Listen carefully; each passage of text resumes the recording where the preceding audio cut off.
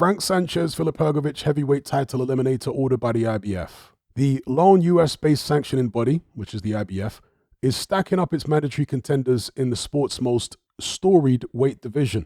Boxing Scene has confirmed that Frank Sanchez and Filip Hrgovic have both accepted an invitation from the IBF to enter the negotiation period for an ordered title eliminator.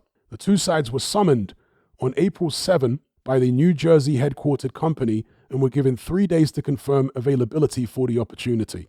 Hrgovic, represented by Queensberry Promotions and manager Keith Connolly, and Frank Sanchez, guided by Mike Borrell, complied with the order and will now work together to hammer out a deal. The ruling comes just days ahead of the IBF's plans to formally order London's Daniel Dubois, its reigning heavyweight titleist, to face Derek Chisora. The IBF previously informed Boxing Scene that the order is expected to come just after Easter, in time to begin the 60-day period to work out a deal ahead of the June 21 deadline. Should Hrgovic-Sanchez move forward, the winner would become the #1 contender per a ruling obtained by Boxing Scene. It could create a mess if Dubois does not face Chisora, the IBF's current #2 contender and the mandatory challenger by default. Dubois is in talks for a rematch with Alexander Usyk for the undisputed crown. The fight is not yet done, though reports on just how far along they are in talks has varied depending on the media outlet. Boxing Scene has confirmed that Dubois' team has yet to contact the IBF to seek an exception to the mandatory. That's interesting. The only way he could move forward with an Usyk rematch.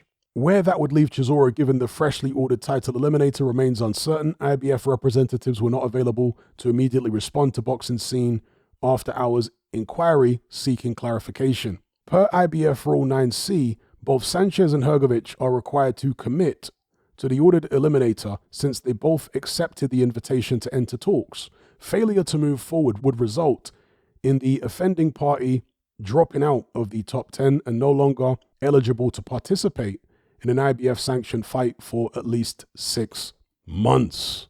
Okay, now, one thing that differentiates the IBF from the other sanctioning bodies, there are several things, but I'm just going to highlight one of the things as it relates to mandatory challenges, is the fact that they order a mandatory once every 9 months. The other sanctioning bodies, some of them order a mandatory once every 12 months. That's the normal schedule. And I think with the WBC, it might be once every 18 months or whatever it is, right? I think they've got the longest time between mandatories, the WBC. So the IBF is once every 9 months, which is a very frequent mandatory schedule. Therefore, you can see how mandatories are going to start to stack up. You can end up with a backlog of mandatories just for the IBF. I've heard people say that Chisora's mandatory. I don't know. I haven't seen myself the IBF confirm it. It's possible the winner of Hrgovic-Sanchez could replace Chisora as mandatory, or there could be back-to-back mandatories for Dubois to face. As far as how I see a fight going, I would have to go with Hrgovic because Sanchez really relies on his legs. His legs or his knees seem to be totally knackered in the Caballel fight, and he's worn a knee brace for several fights in the past. But in that Caballel fight, his knees seem to be completely mash up.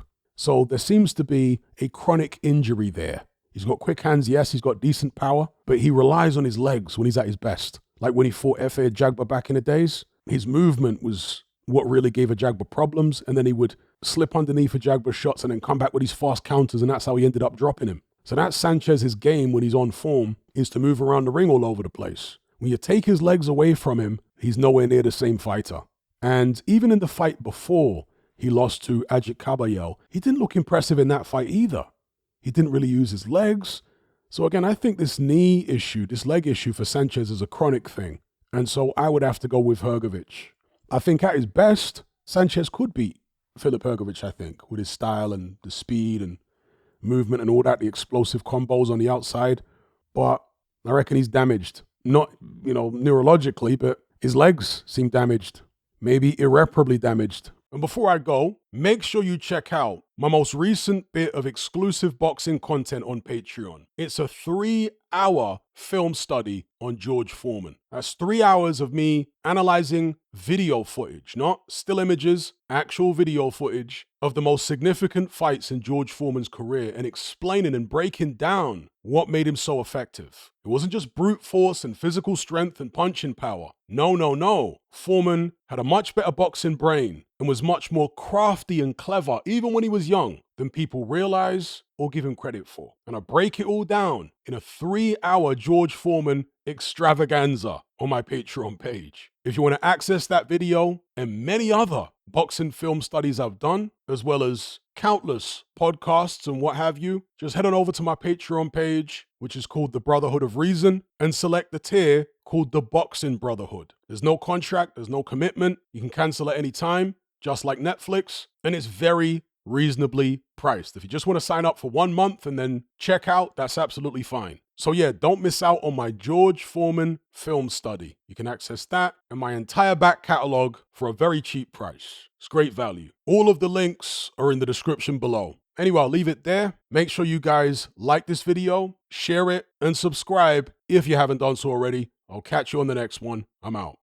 If you want to access this video along with hundreds of hours worth of other exclusive boxing content, as well as our members chat, just head on over to my Patreon page and select the tier called The Boxing Brotherhood. There's no contract, no commitment. You can cancel at any time, just like Netflix, but it's a hell of a lot cheaper. Just download the app from the Play Store or the App Store. All the links are in the description box below. And just a quick money-saving tip for Apple users. If you purchase your Patreon subscription on the desktop site or on Android, then you'll avoid the ridiculous 30% fee that Apple charges for purchases made on the iOS app. So if you're on iPhone or iPad, save yourself some money by buying your subscription on the actual Patreon website or on Android, because it's a lot cheaper. Once you've made that initial purchase, you can then use the Patreon app on your iPhone or iPad thereafter to access and enjoy your content as normal.